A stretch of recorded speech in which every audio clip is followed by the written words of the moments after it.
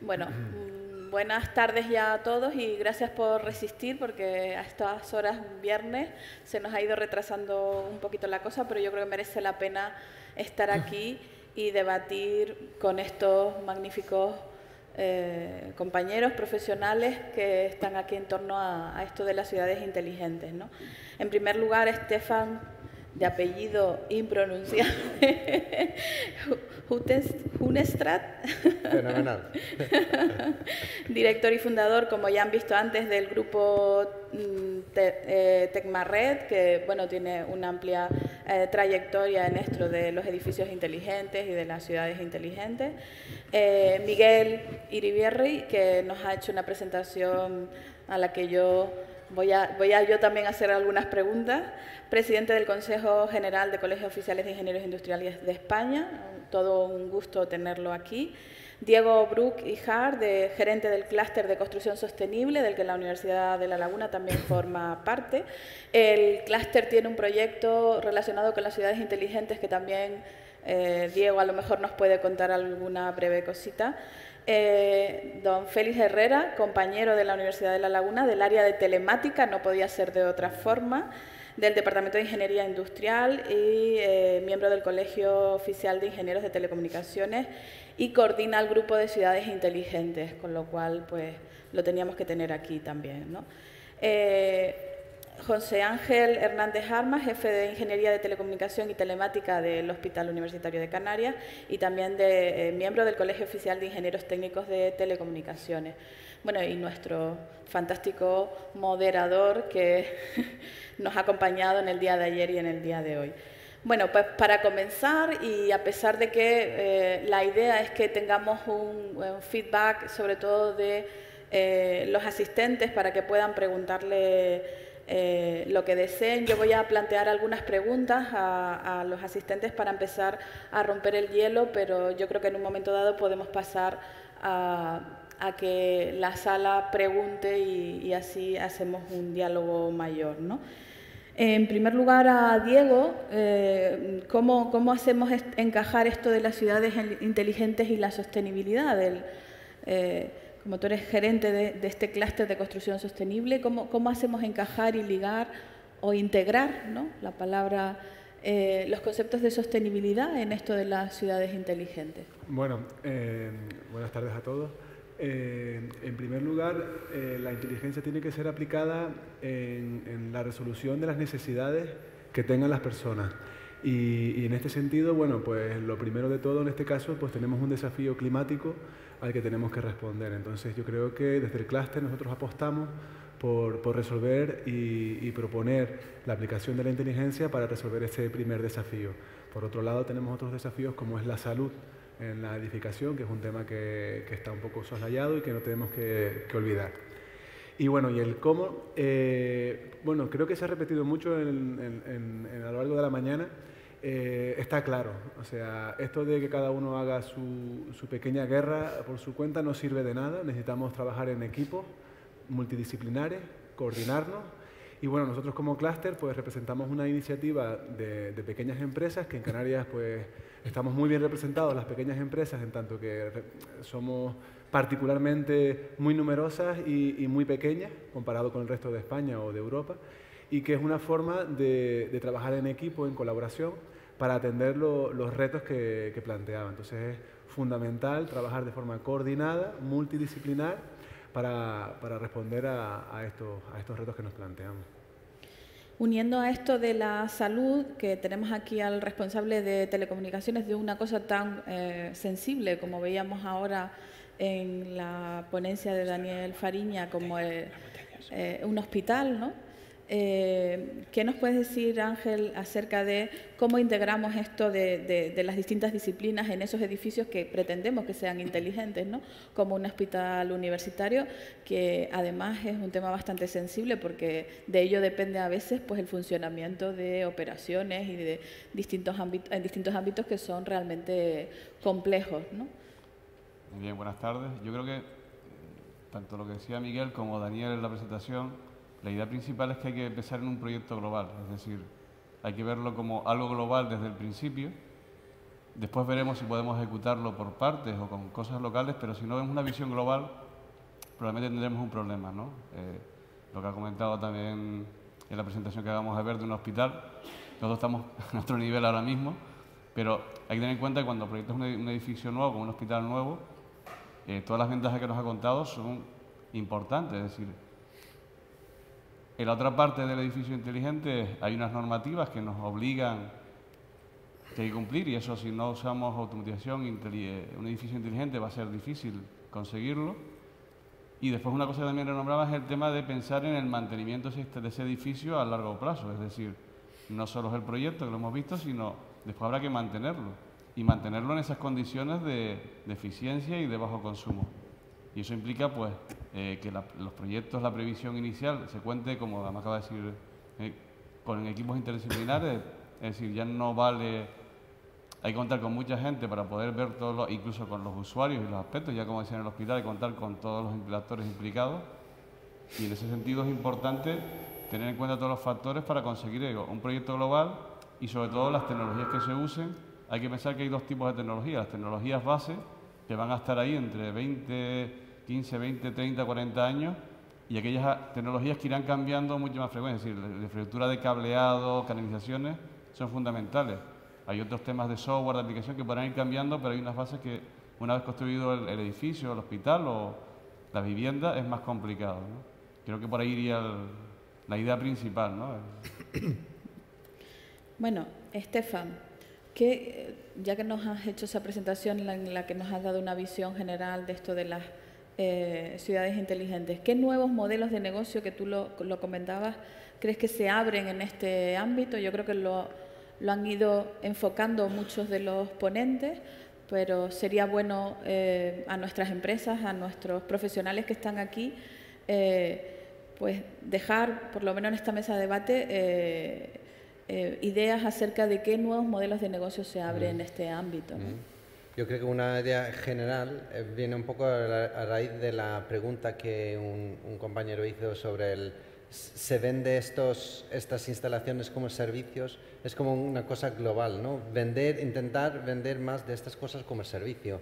Vender no solo la instalación, no solo la puesta en marcha, sino vender el proyecto, la instalación, la puesta en marcha y el mantenimiento. Y si quieren, pues que pagan y financiamos nosotros a lo mejor un modelo que puede prestar ese servicio, vender eso de una forma recurrente, vigilar la instalación nosotros, y eso aumentar esa relación y continuarlo en el tiempo para que no sea tampoco tan cambiante. No tenemos ahora un proyecto, muchísimo trabajo, y luego no tenemos nada, luego muchísimo, luego nada. Eso es lo que pasa que casi todos los consultores, ¿no? Que es un problema generalista. Y luego no solo modelo de negocio, diría también nuevas profesiones, ¿no? Que aquí yo creo que en el repaso que hemos hecho de todas estas tecnologías, estos sistemas que se están integrando en los edificios inteligentes, cada una de estas áreas tiene unas oportunidades brutales, porque en general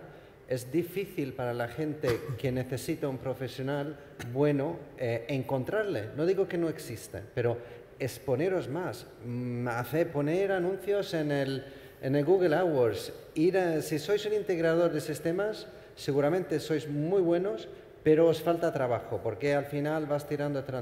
Iros a visitar a cada uno de los estudios de arquitectura de la isla, cada uno de los arquitectos, presentar lo que hacéis, llamar a la puerta, insistir, y al final, muy pronto ellos van a necesitar un integrador de sistemas. ¿Y quién va a llamar si no conocen a nadie? Bueno, este tío, esta tía que me ha dejado la tarjeta, que además es un pesado, que está no sé qué, no sé cuántos, pues le llamo a este, y un proyecto, otro proyecto. Es que hay que trabajar a lo mejor el marketing 10 veces más, pero enfocaros en lo que sabéis hacer como base, pero marketing, vender, y quién me puede contratar, o quién me puede recomendar, o quién conoce a quién. Insistir, es muchísimo más. Yo creo que ahora ya no te pones y te vienen los proyectos, sino tienes que venderte, y aquí hay muchísimas profesiones y hay que venderse más, mejor también, pero más. Totalmente de acuerdo. Yo creo que esta parte ya lo están haciendo muchos de nuestros profesionales, de las empresas. bueno, y este foro también sirve para eso, ¿no? Uniendo a esto, Miguel, que a mí me ha encantado mucho cuando has hablado de equipos multidisciplinares, porque yo creo en eso, creo que incluso hemos incorporado, no has nombrado, pero seguramente hemos incorporado a ingenieros que antes en los estudios de arquitectura e ingeniería no estaban, que eran los ingenieros informáticos, ingenieros de teleco. Yo cada día lo veo más como un integrante más, seguramente abogados también. De esa parte de que tenemos nuevos modelos de negocio, pero requerimos seguramente nuevos o renovados profesionales, ¿no? Profesionales con otro esquema. A nosotros en la universidad nos ha pasado mucho lo que tú dices, ¿no? Chicos y chicas que no encontraban empresas que tuvieran ese carácter innovador y que han salido de aquí, ¿no? ¿Cuál es tu perspectiva acerca de esos nuevos modelos de formación o nuevos modelos de profesionales que necesitamos en este mundo, ¿no? Sí, bueno, en ese sentido, como dices perfectamente, los modelos antiguos ya no existen, o por lo menos están muy en declive, ¿no? Los de teleco, los profesionales cada necesarios, día lo veo más como antes había incluso hasta calcadores, integrante más, calcadores, seguramente delineantes, abogados también. todo un elenco en toda la línea de trabajo, ¿no? De esa parte tenemos nuevos modelos de negocio, pero requerimos seguramente nuevos o renovados profesionales, ¿no? Profesionales con otro esquema. A nosotros en la universidad nos ha pasado mucho lo que tú dices, ¿no? Chicos y chicas que no encontraban empresas que tuvieran ese carácter innovador y que han salido de aquí. ¿Cuál es tu perspectiva acerca de ese nuevo modelo de hacer el proyecto modelos en casa de formación o nuevos modelos de profesionales que necesitamos en este aparece también un elemento disruptivo de primer nivel. En ese sentido, por primera vez yo creo que en la historia ya no existe el paradigma que el grande se come el pequeño, sino que los rápidos se come al lento. Muy en declive, ¿no? Entonces, ¿qué es lo de que teleco? ocurre? Yo cada día lo veo más como un integrante más, seguramente abogados también. Un elenco de mucha cancha. De esa parte de tenemos nuevos modelos de negocio, pero requerimos seguramente nuevos o renovados profesionales. La formación de las personas requiere una inversión técnica muy grande en maquinaria, en equipos, en formación, en hardware, en todo, ¿no? Entonces, todo esto conforma una nueva historia, ¿no? Y esa nueva historia hay que responder a ella. ¿Qué ocurre con las universidades? Bueno, pues yo también soy docente y las universidades lo que les pasa es que van pues 14 pueblos por detrás de todo, como siempre, ¿no? Entonces, ¿qué ocurre? Pues que cuando necesitas una persona con un perfil determinado, no existe. Nosotros, yo puedo decir lo que hemos hecho en mi empresa, que ya digo que es una empresa pequeñita, pero hemos tenido que hacer lo que nosotros llamamos la Contec Academy para poder formarnos en los perfiles y en las temáticas que necesitamos. Y tenemos una formación reglada que proviene de la universidad, niveles de grado, máster, etcétera y tal, y luego una formación no reglada que está fuera de la universidad, que puede estar en YouTube, puede estar en cursos se crea un nuevo marco de trabajo y además es que las empresas pequeñas están eclosionando y emergiendo agua hacia arriba, y están dándole mucha cancha a las empresas de estudio. Entonces, en ese nuevo concepto, en ese nuevo marco de trabajo, hay que incardinarse y es fundamental. Y una persona o dos o tres o cuatro pequeñitas, modelos importantes pueden llegar a ser la Contec Academy. Bueno, yo siempre cuento que la universidad no es distinto que una gran empresa, ¿no? Porque como sabemos de implementaciones en grandes empresas en las que existen muchos problemas, porque la parte de las personas es la importante, ¿no? Y en eso, en general, pues las grandes empresas funcionan prácticamente igual que la universidad, entonces es un poco el mismo esquema, ¿no? Lo bueno que en la universidad siempre hay pequeñas startups en las que vamos haciendo cosas como, pues bueno, el máster de Gestión e Innovación Tecnológica en la Construcción, que estamos ahora inmersos en él y vamos, pues bueno, dentro de lo que cabe poniendo nuestro granito de arena, aparte de la formación continua, pero es un gran reto porque igual que sucede en esas grandes empresas en las que pues, hay gente que está acostumbrada a trabajar de una forma, tenemos también profesores que estamos acostumbrados a lo mejor a trabajar de una forma, y cambiar a las personas nunca es sencillo, ¿no? Es una gran barrera, es una cultura, ¿no? Yo siempre trabajo con proyectos piloto y si funciona, perfecto, y andamos adelante, y si no funciona, lo desechamos, ¿no? Tendremos que implementar más esa cultura en la universidad, pero siempre me gusta decir que no es distinto, porque hay compañeros míos que han venido en ingeniería, ¿no? De grandes compañías, y dicen, esto no es distinto que de la compañía que veníamos nosotros, en el que alguien tomaba una decisión en no sé dónde y nos afectaba. Lo bueno es que podemos tener esas pequeñas startups que vamos haciendo cositas interesantes y que bueno, van saliendo cosas y nos vamos adaptando, ¿no? Bueno, Félix, ha llegado tu turno, tu turno de cuestión, y como Félix ha hecho implementaciones durante mucho tiempo de temas de tecnología en organizaciones, ¿no? En distintos tipos de organizaciones, yo te diría que ¿cómo ves tú esto de las ciudades inteligentes? ¿Cómo pueden las ciudades inteligentes ayudarnos a mejorar la vida de las personas? Bueno, buenas tardes. La verdad es que estoy tan cómodo y suelo ser nervioso, suelo ser activo. A ver, con respecto a las ciudades inteligentes, nosotros efectivamente trabajamos ya cerca de 8 años. Y la verdad es que es una visión interesante, muy multidisciplinar. A mí, sinceramente, me pone un poco nervioso que nos estamos acostumbrando a poner la etiqueta inteligente a casi todo. Y este mundo ha funcionado siempre en base a 2 parámetros que sirven muchísimo, que es la eficiencia y el sentido común.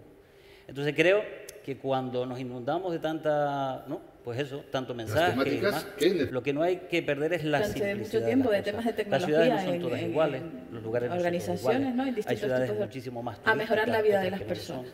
Entonces, yo creo que hay una etapa fundamental que es la selección.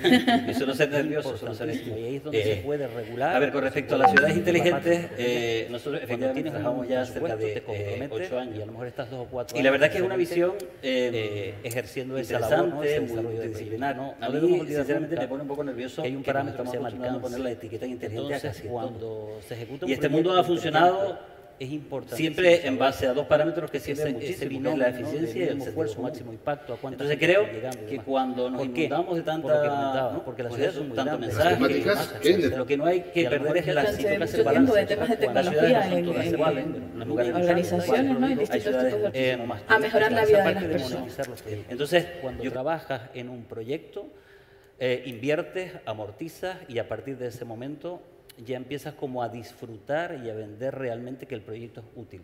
Creo que estamos en una etapa donde estamos demasiado, ¿no?, inmersos con la modernidad, la tecnología, pero toca poner el freno de mano y toca hacer ese balance frío, el de las cifras, el de los números. Y es relativamente fácil coger una hoja de cálculo y sobre esa hoja de cálculo tomar unas decisiones. ¿Por qué? Porque esos proyectos con los que ahorras dinero después te servirán para seguir con la continuidad de este fenómeno, que evidentemente es un proceso continuo, que va a durar décadas y que logra la optimización de la... O sea, puedo contar muchas cosas, pero... Sí. A ver, yo quería aprovechar, porque estoy aquí para preguntar al rebote, como en el baloncesto. Como bien ha dicho Lorena, soy abogado. Creo que no viene mal contar con abogados en todos los proyectos, para que no ocurran, pero quiero enlazar la jornada de hoy con la de ayer. La de ayer hablábamos de contratación pública innovadora o de innovación. El modelo o la metodología, como ha dicho Miguel, BIM, se está impulsando también desde el Gobierno, incluso del Consejo de Ministros. ¿Por qué? Pues porque también el Estado contrata mucha edificación y se ve el modelo BIM como un modelo de control, ¿no?, de que en la contratación que se hace por las administraciones públicas pues no se inflen los presupuestos. Ha habido en la construcción pues una bolsa de corrupción importante que luego derivaban a otras manos, ¿no?, etcétera. Bueno, dejadme que como abogado haga de abogado del diablo. Y entonces yo, según os oí hablar, decía, igual que hay unos programas de contabilidad, pero luego hay una contabilidad B, ¿puede haber un BIM B? Es decir, ¿qué nos asegura que una cosa es que el sistema virtual sea perfecto y todo funcione, pero se traslade todo a la práctica o por el camino haya un BIM B donde se controle realmente lo que se hace en la práctica que no tiene que ver con el BIM A. La pregunta como abogado es, y como administración, si nuestros contratistas nos enseñan un BIM A perfecto, ¿cómo podemos garantizar que esa realidad virtual coincide con la realidad física? Yo, si quieres, te puedo comentar. Evidentemente, esa es una de las engañuflas más habituales que existen actualmente. Así es. Es decir, a alguien le piden que haga algo en BIM o en un condicionado o en un concurso público. Yo también pertenezco a la comisión BIM del Ministerio de Fomento. ¿Y qué es lo que ocurre? Lo que ocurre es que se hace con tecnología clásica, se hace un CAD y luego lo que se hace es levantar un 3D con renders, con que sea muy espectacular, pero no tiene la categoría BIM. Recuerdo el rosco que explicaba antes, el amarillo. Cuando no se tiene todo ese tipo de temáticas unidas, eso no es un BIM, es otra cosa. Creo que el ponente de Canadá ha dado en el clavo, o sea, es que lo ha explicado de 10. Él lo ha explicado para una cosa tremendamente grande, yo lo he explicado para una cosa más sencilla, porque somos más domésticos, ¿no? Pero si nos hemos dado cuenta es que ha dicho lo mismo, o sea, lo que eso es corroborar, ¿no? Entonces, si no se tiene todo ese mundo unido y además consideramos una cosa importante, que si nos damos cuenta, ha hablado continuamente de federar disciplinas, no de unir disciplinas, que son cosas diferentes. La federación permite trabajar equipos disciplinares con diferentes programas, con diferentes herramientas, etcétera, y luego ponerlos dentro de una maqueta conjuntamente, no un único modelo con un solo sistema. Entonces, creo que ese es un poco el problema con el que hay que luchar. Para eso, los pliegos de condiciones, que ahora, desde el día, creo que recordar, 28 de diciembre, se han unido varios ministerios para generar los pliegos de condiciones de temática BIM, y están en ello, o sea que me supongo que salvo elecciones y cosas de estas que ya sabemos que lo paralizan todo, saldrán unos pliegos que servirán un poco de referentes. Las empresas, no solo la administración, las empresas no son tontos y las empresas ya están exigiendo temática BIM en muchísimos sitios porque se han dado cuenta, sobre todo los promotores, de que es una forma de verificar que sus dineros, vamos a decir, lo que se decía antes, van adecuadamente al sitio que tienen que ir y en la cantidad que tienen que ir, porque la previsibilidad es altísima. Si quieren, ahora podemos ir abriendo el turno de preguntas. Una última pregunta, y esta va para Estefan, a raíz de una cosa que ha dicho, pero abierta a todos los demás. Estefan, en un momento de la presentación, ha hecho mucho hincapié, y a mí me ha interesado, en la ciberseguridad de los edificios inteligentes. Y es curioso porque siempre tenemos una perspectiva de la ciberseguridad, como ponía en la diapositiva, de que no nos entren a robar, etc. Sin embargo, hay que tener cuidado de que cualquier tecnología es hackeable. Con lo cual, también hay que tener muy en cuenta la ciberseguridad para que no conviertan toda la tecnología aplicada a un edificio inteligente en contra de los habitantes de ese edificio.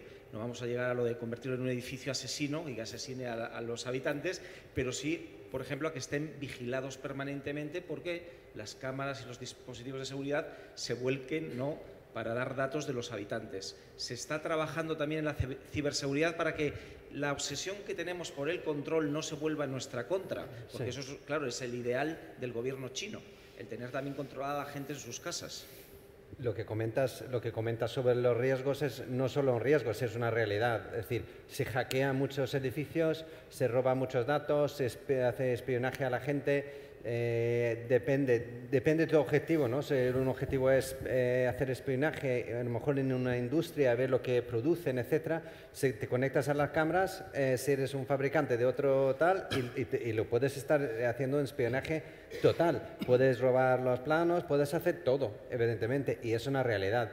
INCIBE, que es Centro Nacional de Seguridad, pues en el último congreso que tuvimos vinieron y contaron exactamente el número de intentos de atacar a edificios específicos, en este caso las instalaciones, edificios e instalaciones estatales, pero son todos los ministerios, son todos los instalaciones de energía, de agua, tal, no sé qué, y es enorme, y es una realidad, es una realidad y sí, tenemos que protegernos muchísimo mejor, pero también es una realidad. Se roban datos de Facebook y de las grandes marcas que tienen equipos extremadamente preparados y potentes para protegerse. Para una empresa, una industria, es muy difícil. Y yo creo que la ciberseguridad es una de las cosas que tiene que venir como un servicio. Lo tiene que dar una ingeniería muy potente, muy grande, no sé cuál, para no nombrar, ¿no? Pero los que proporcionan los sistemas BMS, etcétera, tienen que suministrar también todo el tema de ciberseguridad, porque es imposible como gestor de un edificio pequeño, un hotel, una cadena, lo que sea, gestionar eso. Es imposible, es demasiado complejo. Entonces tenemos que tener apoyo de los mejores profesionales para hacer eso. Pero es una profesión con muchísimo futuro, por supuesto. Pues ahora abrimos un turno de preguntas.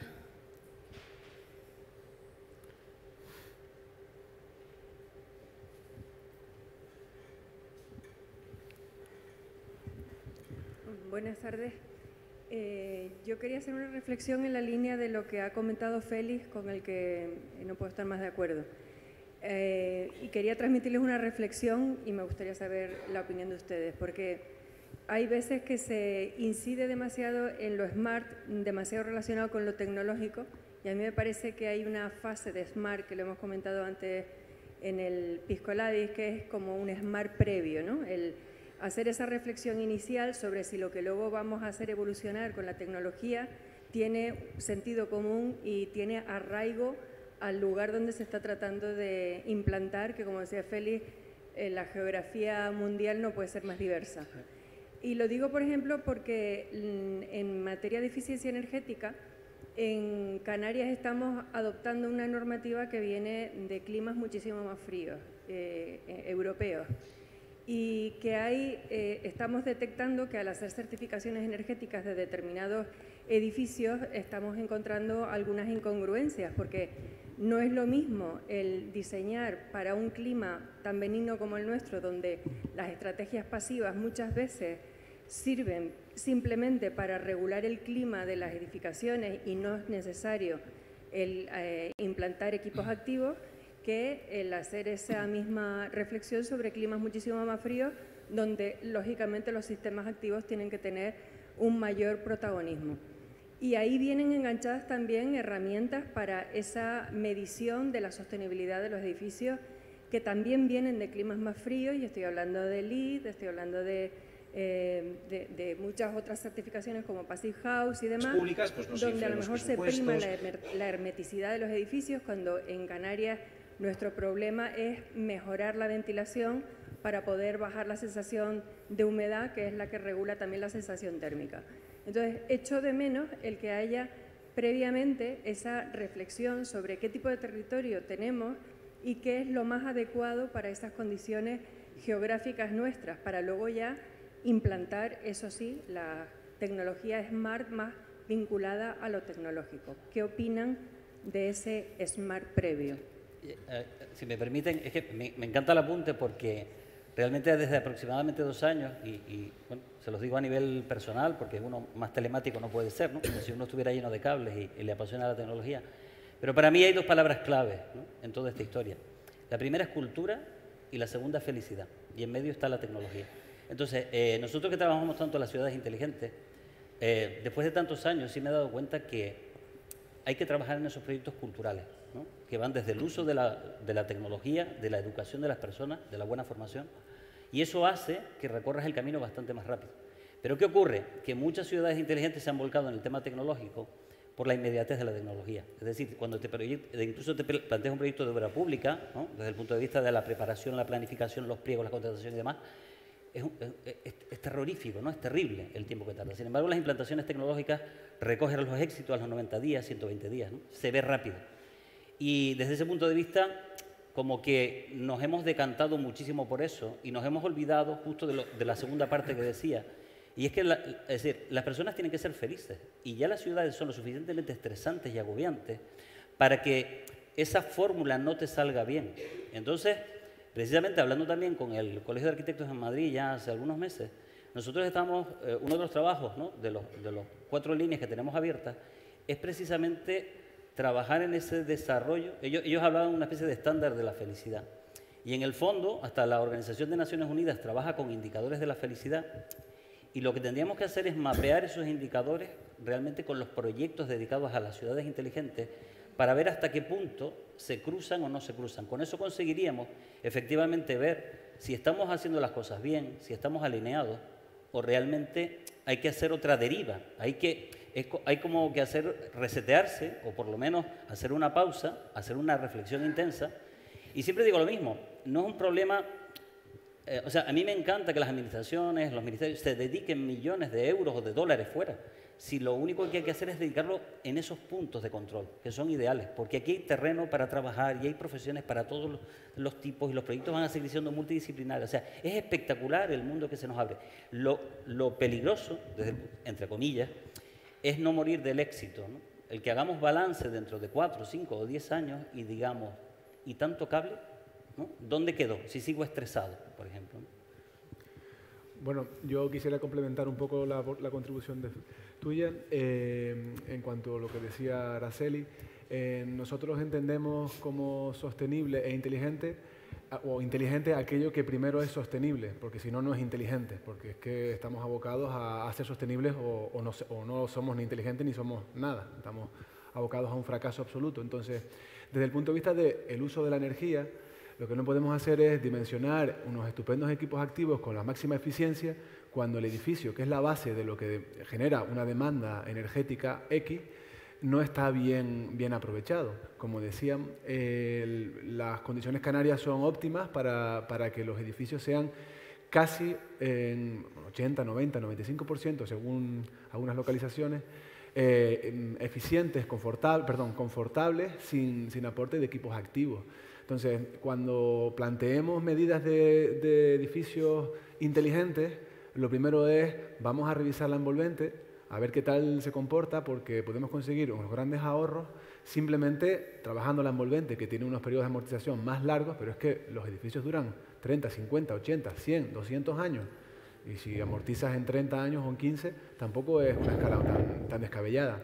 Sobre todo porque luego tú dimensionas unos equipos activos acorde a la nueva envolvente y resulta que además, si son eficientes, pues mejor todavía, pero es que el mero hecho de redimensionar los equipos activos hace que los consumos caigan en picado y realmente, como me decía Francisco, compañero del Cabildo, es que en Canarias, con un buen planteamiento con la envolvente y un buen diseño de energía a nivel de equipos activos, está chupado ser edificios de carbono cero.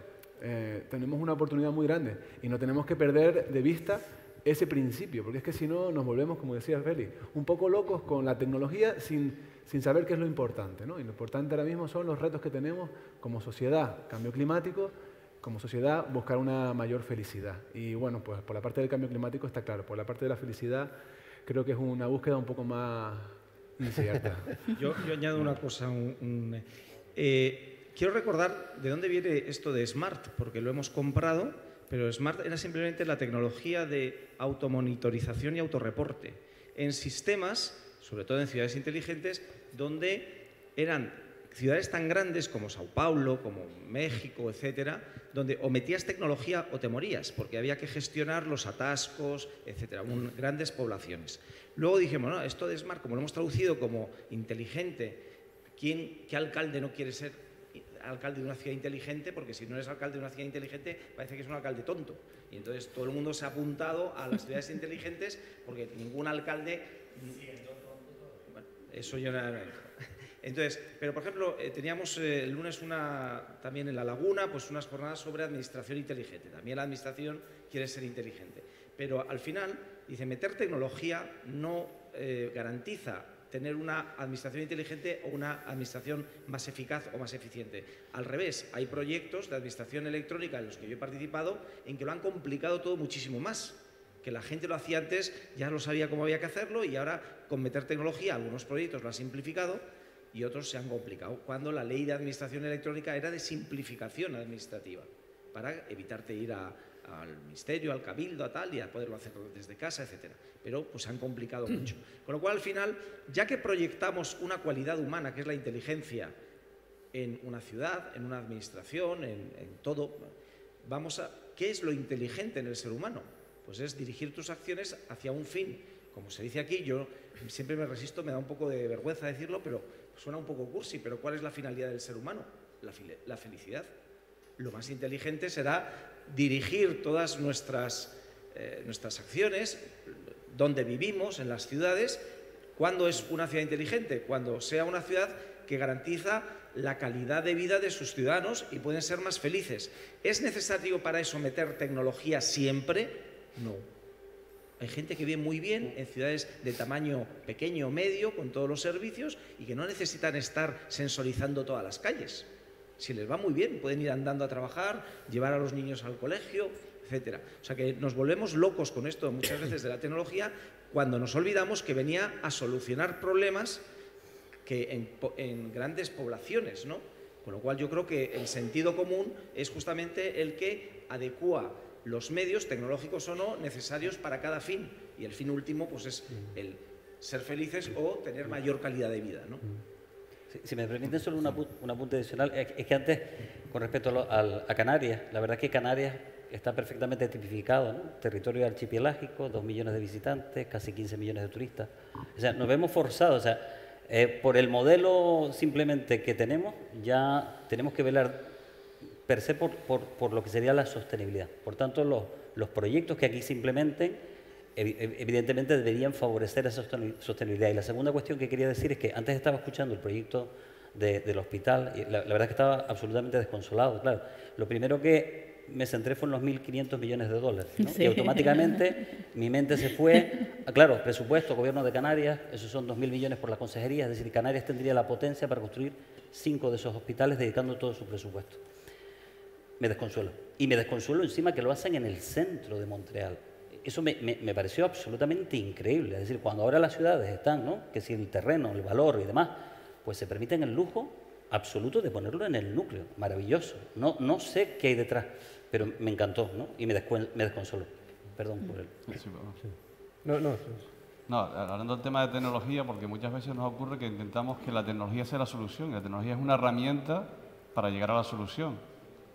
Y después, dentro de lo que hablamos de los proyectos, hay que empezar por las infraestructuras básicas e ir poco a poco. Es decir, a veces queremos montar tecnología a la parte más visible cuando lo que tenemos detrás todavía no está preparado. Es decir, si tenemos un edificio inteligente, automatizamos, habrá que ir poco a poco o previendo con lo que hacíamos global, tener una base para conseguir al final tener el análisis de Smart que estamos hablando. Absoluto de ponerlo en el si empezamos directamente a no planificar la tecnología, podemos tener eso, como comentaba Félix, un problema más que una solución. Y hemos tenido proyectos fallidos porque hemos instalado mucha tecnología y al final ni el usuario lo ha entendido ni ha quedado obsoleto por falta de estándares a herramientas. Sí, pero ahí yo no sé si, para discrepar un poco, ¿no? Que un tema de fallar, evidentemente tenemos que fallar, probablemente 99 veces de 100 fallar, pero lo que dicen los americanos, falla, pero tienes que fallar rápido. Es decir, lanzarlo todo, inténtalo, si funciona, fenomenal, seguimos adelante, si no, nos retiramos, otra cosa.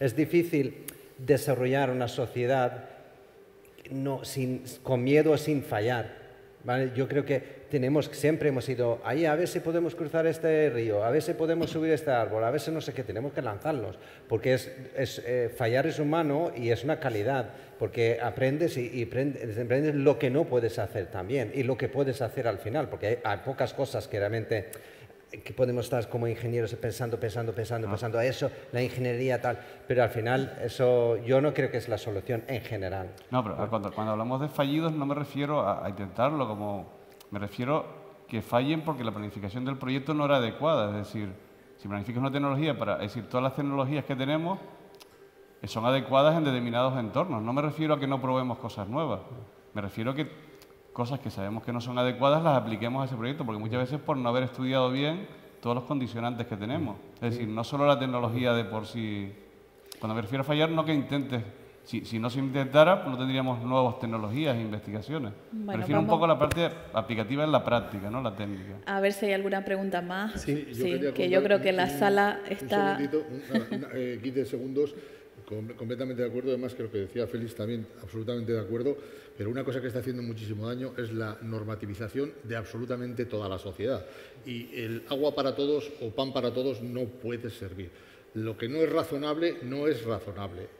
Lo diga la norma o lo diga quien sea. La eficiencia energética es un ejemplo. Por ejemplo, yo me he encontrado a algún cliente que ha hecho una vivienda en el monte y que se le obliga a poner los temas de ventilación con los intercambiadores entálpicos, con 1000 historias y tal. Pero si yo lo que quiero es abrir las ventanas por la mañana y oír a los pájaros.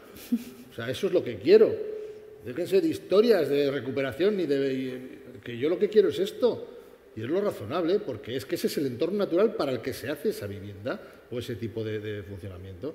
Y sin embargo, se intenta normativizar y ponerle puertas al campo y eso no puede ser. Sí, totalmente de acuerdo. Sí, hola, muy buenas. Muchas gracias primero y muy interesante la temática y también la ronda. Mi pregunta iría dirigida hacia los edificios inteligentes, en especial para Estefan. Actualmente acabas de decir que la ciberseguridad es pues, como de los problemas principales que tiene, ¿no? ¿Cómo ves tú el desarrollo o el avance o la mejora en ese ámbito, en la ciberseguridad en los siguientes años? Yo creo que la base es la mejor implementación de sistemas tipo BMS. Realmente no dejar instalaciones todavía, meter en los pliegos públicos, etcétera, la obligación de tener un BMS que centraliza todo, que utilice la misma infraestructura TCP/IP, por ejemplo, y no dejar que el sistema de seguridad se conecta remotamente por su cuenta, el de clima por su cuenta, para gestión remota, no sé qué, el de domótica por su cuenta, control de acceso por su cuenta, porque eso es, desde mi punto de vista, muy difícil de gestionar desde el punto de vista de ciberseguridad. Yo creo que tenemos que ir a una normalización, que no es una ley, pero el mercado tiene que normalizarse y se está haciendo, pero hacia un único punto de conexión. Pero ahora, conexión a través de red, a través de móviles, al sistema, configurar y configurar, es que no puede ser, si queremos realmente proteger ese edificio, ¿no? Hay demasiadas vías por donde pueden entrar. ¿Perdón? Hay demasiadas vías por donde pueden entrar. Demasiadas, tenemos las puertas, ventanas, todo abierto. Sí, es verdad, sí, justo. Que tenemos que tener una puerta como una protegida y cuidada y dejar la comunicación entrar por allí, pero no por todos los lados. También quería decir otra cosa, por desgracia no tiene que ver con la ronda. Solo quería avisarles, y por eso me siento obligado a hacerlo, que antes en la cafetería se me robó la cartera y se me ha quitado el dinero, pero gracias a Dios me han encontrado la cartera. Entonces solo quería que, como luego se va a tomar el vino y todo eso, pues que por favor tengáis cuidado con vuestros objetos, y solo quería avisarles. Fuerte, ¿no? Si me permites un momentito, antes del tema, hablando de ciberseguridad, el tema yo no lo orientaría tampoco solo sobre Internet, es decir, la ciberseguridad, digamos que no realmente una tecnología, afecta a todos los ámbitos, es decir, desde los usuarios interiores, es decir, estamos pensando que nos hackeen desde Internet, pero es que yo el vecino no sé quién está en la vivienda de al lado, es decir, los sistemas cuando automatizamos edificios y sistemas inteligentes debemos proteger por capas, es decir, los sistemas de control, además, cuando se proyecta un sistema de edificio inteligente hay que prever que, es decir, seguridad 100% no existe, en algún momento va a haber algún problema. Hay que haber previsto los planes de contingencia o los servicios mínimos, porque si nos baja un cuadro eléctrico automatizado no vamos a dejar el edificio sin electricidad, pero además que la electricidad es, como digo yo, las televisiones para mí son, por la parte que me toca, son lo más importante, pero si me quitas la electricidad y no tengo alternativa, no tenemos nada. Entonces, normalmente la ciberseguridad va por capas, es decir, los controladores de la parte de cada sistema se van autoasegurando, y otra parte fundamental, esa conexión de red IP interna también tiene que tener su propia seguridad, y cada vez más las redes, el equipamiento de red va a ser una parte fundamental. Incluso la conexión a Internet con el operador que tengamos es las partes donde hay que incidir para controlar todos los patrones de comportamiento y saber qué es lo normal y lo anormal, para poder controlar un poco lo que es el sistema de seguridad. Sí, totalmente. Bueno, mi pregunta es para cualquiera de ustedes. Enhorabuena por las ponencias, y yo de formación profesional me apasiona ver el BIM como una fuente de base de datos, ¿vale?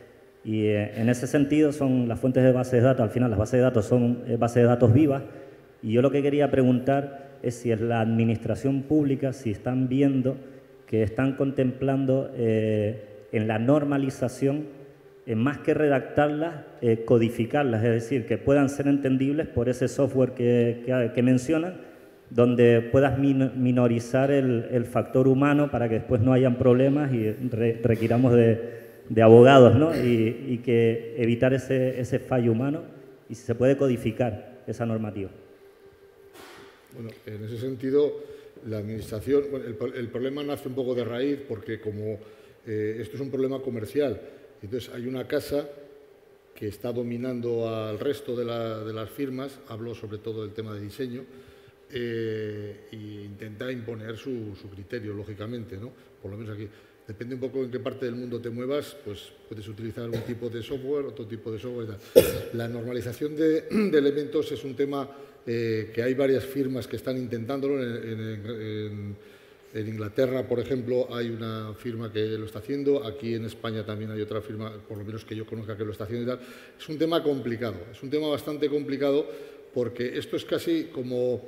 las firmas proporcionan, por ejemplo, yo que sé, una firma de sanitarios o de paredes suministra sus módulos, sus productos, ya con una codificación determinada para una historia determinada, etc.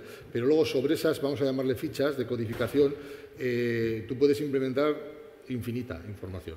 Entonces, claro, el primer problema que tiene la Administración, el primero de todos, es que no tiene técnicos cualificados para resolver en esta historia. Entonces, tiene un problema muy, muy serio, porque va a tener que resolver concursos de adjudicación de obras de este tipo que van a ser obligatorias y no tiene personal preparado para eso. Esto va a organizar una serie de litigios bastante grandes. Eso para empezar. A continuación de esto, normalizarlo todo. Ahora se está diciendo que por qué se exige en algunas administraciones la entrega, los entregables con un software determinado. Tiene que ser en software libre. Vale. Entonces se está trabajando en eso. Pero el software libre, el problema que tiene es que no tiene conectividad 100%. Tiene conectividad a unos determinados niveles. En algunas cosas muchas, en otras menos. Y en otras hay que conseguirlas, ¿no? Entonces es un mundo que está ahí todavía, está naciendo y tiene todavía sus imperfecciones. De hecho, uno de los elementos más importantes es justamente el trabajar esa conectividad, el intentar que esos modelos federados que se decían antes trabajen entre sí lo más integrados posible, para que el flujo de comunicación de esas bases de datos sea lo más interesante posible y sea lo más compacta posible. Pero hoy por hoy, incluso de las mismas marcas, la que podemos tener todos en la cabeza, cuando se hace un flujo de datos de una disciplina a otra disciplina, se pierde información. Y cuando se vuelve otra vez de la disciplina a la disciplina inicial, se vuelve otra vez a perder información. Es decir, es como la fuerza de rozamiento, que siempre va en contra.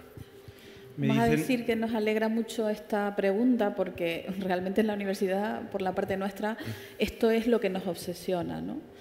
Como tratamos de no casarnos con ninguna herramienta de software y lo que nos importa es la interoperabilidad de los sistemas, seguramente desde la parte telemática de muchos ámbitos.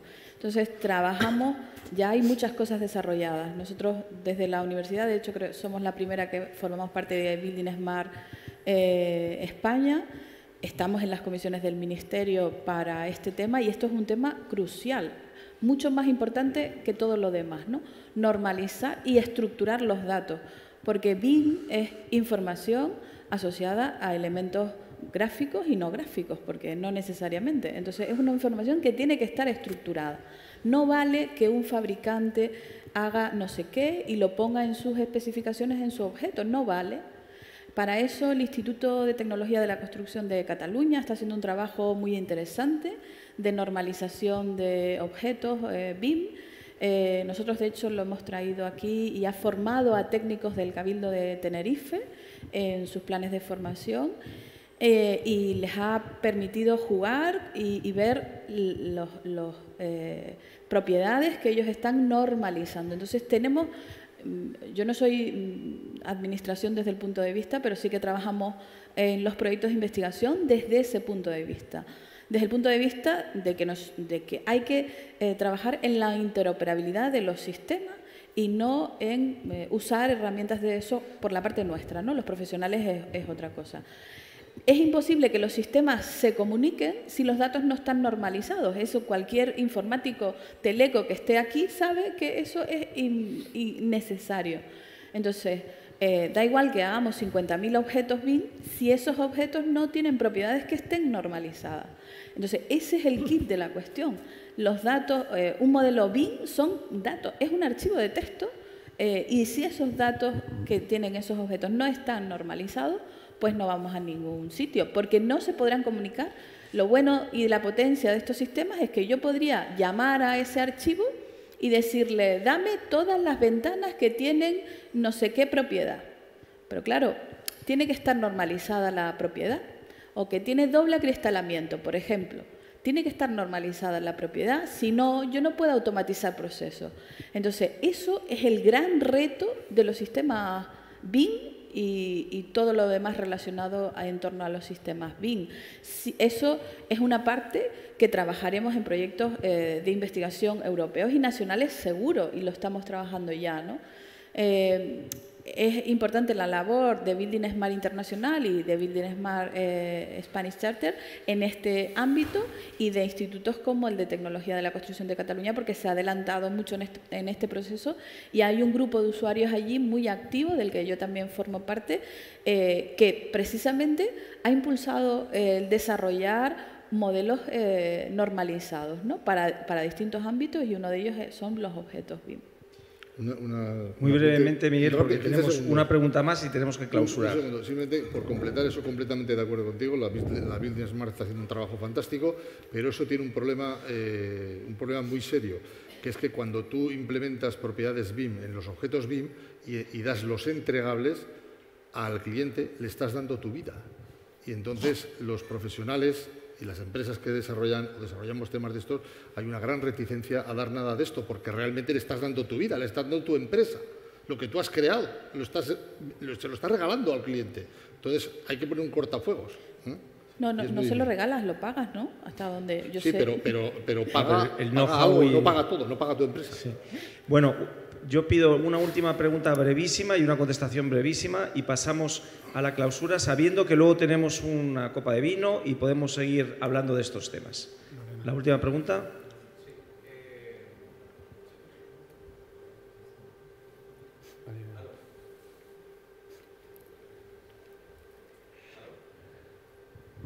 Sí que ha sido breve, sí.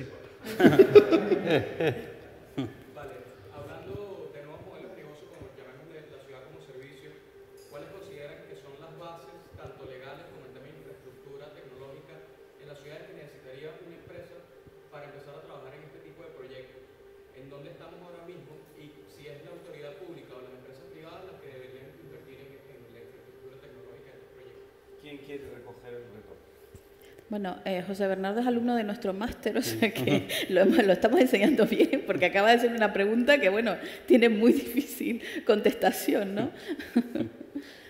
Si alguien se anima... No, bueno, yo desde el punto de vista, el punto de vista de la ciudad lo tengo claro. El gobierno es quien gobierna, y el gobierno es el que tiene la batuta y el que tiene que poner orden. Yo sé que existen muchas iniciativas privadas, eso simplemente es cuestión de modularlo, pero sí es verdad que a veces lo que está sucediendo es que todas esas iniciativas salen como setas y lo que está faltando es la coordinación. Fíjate que antes se nombraba, no es el tema de estandarización de BIM, pero sí es el tema de estandarización tan espectacular que existe en el mundo de las ciudades inteligentes. Fíjate si es espectacular que al final todo el mundo tiene los estándares, pero no los aplica, no sabe cómo aplicarlos, les cuesta aplicarlos y demás. Entonces, eso es un buen síntoma de cómo en el mundo de las telecomunicaciones normalmente no es así. Las cuestiones se empiezan a utilizar, después se hacen masivas, después se estandariza y se queda todo relajado. Aquí, como hemos cogido mucha velocidad, no es una crítica, sino simplemente nos hemos querido situar muy por delante, pero los proyectos se tardan mucho y hay mucho dinero en juego. Entonces, ante esa pregunta, yo sigo pensando lo mismo. ¿Qué es lo estratégico? ¿Qué es lo prioritario? Hay que hacer el listado. Y cuando hay que hacer el listado, no hay que poner un nombre y un precio. Hay que hacer algo en medio que es muchísimo más importante, que es lo que se llama en planificación estratégica la viabilidad de un proyecto. Cuando tú en cualquier cuestión que pones, en cualquier etiqueta que pones, analizas la viabilidad de un proyecto, la real, es decir, sabes que se va a ir a 6 meses, 9 meses. Antes hablaba precisamente con Lorena, ella me estaba comentando que efectivamente cómo cambia el mundo de la construcción cuando ya implicas en todo el proceso al contratista que te advierte desde el momento de la planificación, esto no va, esto no llega, no llegamos en plazo. Claro, ya con eso evitas el efecto imaginario de estar en una habitación solo proyectando y te encuentras de golpe con la realidad. Y entonces a lo mejor o el proyecto se anula o lo que eran 6 meses se convierte en un año y demás. Entonces creo que hace falta muchísimo tener esa dosis bueno, ese sosiego, gastar ese tiempo, si lo quieres ver así, para no parar a tener la viabilidad de cada cosa y después los indicadores de cada cosa, los reales. Y por eso yo antes insistía que de todos esos indicadores, a mí la parte del ahorro me parece absolutamente fundamental. Es importante ejemplos de todo tipo. Reino Unido, Canadá es un ejemplo también, y todos los países nórdicos, la estrategia ha sido de arriba abajo, ¿no? O sea, son las administraciones las que se han puesto una fecha en la que tiene que haber un nivel de implantación.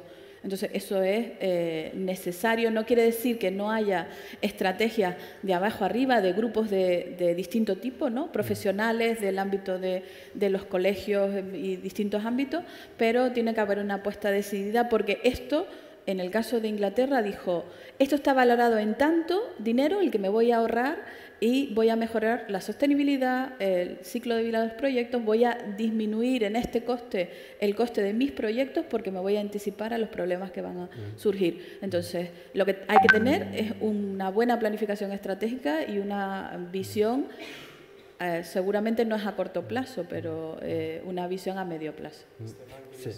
Sí, pedí un segundo para un mensaje positivo y de las oportunidades y los retos que hay, ¿no? Que yo creo que BIM es una gran oportunidad, pero si hablamos de la edificación, de edificios de energía casi nula, eso está bien, pero lo siguiente, que son edificios de energía positiva. Ya los edificios tienen que ser fuentes de energía ya. Entonces, la oportunidad que hay aquí en la isla de hacer primero, edificios que no consumen por sus características medioambientales, etcétera, pero además las posibilidades de generar energía, crear los primeros edificios de energía positiva. De hecho, pues se hizo en Navarra, hoy hemos publicado una noticia de eso, pero el segundo edificio, el tercero, animaros, empujarlo, buscar nuevos horizontes, manifestaros como el mejor sitio para hacer edificios de energía positiva. Es que aquí hay unas oportunidades y unos retos y vivís en un sitio fantástico y explotar esto aquí y no en otros sitios es mi consejo. Bueno, a ver, ahora me quedo yo sin micrófono. Te acabaron las pilas. Bueno, ahora nos animamos, este es el titular del día, ¿no? Animarnos a hacer edificios de consumo de energía positiva, ¿no? O sea, con eso yo creo que terminamos. Bueno, a ver, no, tranquilo. Este funciona. Sí, es solo para... Así no vamos. A ver. Bueno, no, simplemente para terminar, decir que yo creo que en la contestación se demuestra que las dos cosas son importantes, la iniciativa como motor de la administración, la iniciativa privada, que por eso se llama iniciativa, porque muchas veces cuando van las empresas a reclamar cosas a la administración, lo que te dan ganas es de preguntar, ¿y la iniciativa privada dónde está? Solo vais a remolque de lo que hace la administración, también tiene que demostrar iniciativa. La solución suele ser la colaboración público-privada, ¿no?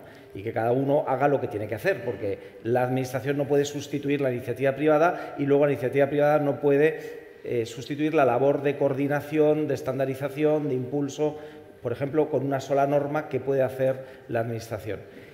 Hasta aquí llega la mesa redonda, aunque sea cuadrada, que agradecemos mucho a la moderadora y a los ponentes todas sus opiniones, al público sobre todo. Hay algunas preguntas que se contestan mejor con 2 copas de vino, así que tenemos in vino veritas y se podrán decir cosas que no se han podido hacer aquí. Y ahora nos quedamos un momento porque el consejero Félix Fariña va a hacer la clausura y pasamos enseguida a la copa de vino. Muchas gracias.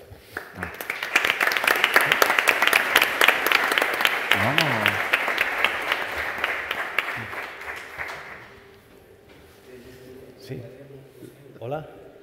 Bueno, pues como ven, buenas tardes. Como ven, hablar de Smart Island o hablar de Smart City crea debate. Hemos hablado hasta de felicidad hoy, y es verdad, o sea, los griegos decían que una ciudad, para ser considerada como tal, no se podía tardar más de media hora en atravesar la ciudad, no podía un ciudadano tardar más de media hora en ir de un lado a otro. Y por aquí alguien dijo, creo que fue Araceli, no la vi, pero como la conozco por la voz, creo que fue Araceli la que dijo que no todo era tecnología. Claro que no, todo no es tecnología, hace falta también sentido común para ser más felices. Yo creo que eso es importante, que vivamos mejor, que los ciudadanos vivamos, porque si no, ¿cuál es el objetivo? Vivamos mejor en nuestra ciudad. Y hoy hablamos de edificios inteligentes, también que vivamos mejor en nuestra casa. Para nada queremos una vivienda inteligente o una vivienda smart o una vivienda conectada, porque podemos debatir incluso cómo la llamamos, si no nos deja entrar cuando llegamos cansados por la noche o no nos apaga la luz. Es decir, sentido común, importante, y por supuesto no todas las soluciones tienen que venir de mano de las tecnologías. Pero sí es cierto que nadie nos ha pedido permiso para llenar nuestras calles ni nuestras aceras de coches, y ahí las tenemos, ni nadie nos ha pedido permiso tampoco para que nos vayamos dando cabezazos con las columnas cuando vamos con el móvil. Llegó un señor y dijo, bueno, a partir de ahora teléfonos inteligentes, y vamos todos por ahí como zombies que ni nos vemos, ¿no? Por lo tanto, a veces también pensar en proyectos SMART, en proyectos específicos, medibles, alcanzables, reales y con una duración de tiempo determinado, SMART, pues ayuda a solucionar problemas que se han creado y sin que nadie nos pidiera permiso. Por lo tanto, tenemos larga vida a las jornadas de Tenerife Smart Island, porque hay muchas cosas de que hablar. Mañana seguiremos hablando de emergencias y de atención en caso de catástrofes. Vamos a tener temas de radiocomunicación. Ayer hablamos de compra pública, de innovación, muy importante, muy importante. Me quedé con esa idea que dijeron de la petrolera mexicana que creó un buzón de ofertas no solicitadas. ¿Por qué? Porque se ha dicho el responsable, la administración, claro, pero es que no todas las personas inteligentes trabajan en la administración. Hay personas inteligentes que trabajan con otras empresas, por lo tanto, estaría muy bien que entre todos fuéramos más felices. Solamente agradecerles a todos la asistencia ayer, hoy, espero que mañana también vengan los que estén interesados en el tema que vamos a tratar. Por supuesto a nuestros ponentes, todos del máximo nivel, especialmente a los que han coordinado las mesas redondas, que bueno, se han tenido que preparar las preguntas ayer y hoy.